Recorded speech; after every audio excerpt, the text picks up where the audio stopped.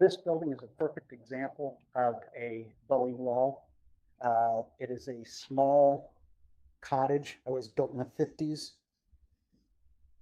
and it's got cinder block foundation. And you can see up here how the foundation has moved in, so much so that it's cracked the upper cinder block, and it's bowing in and has caused this separation.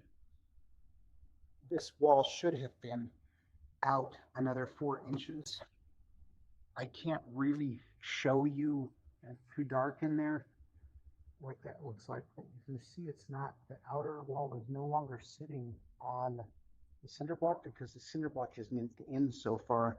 And I don't know if you can tell by looking along it, but have the same situation here on this wall where it has cracked at the window, and you can see how the lower section of the wall is moved in further than the upper section, where the wall is leaning that way, right at where the window is. And so the repairs for this are either to do wall braces or anchors, something like that. But you cannot just epoxy the cracks. The wall will continue to come in.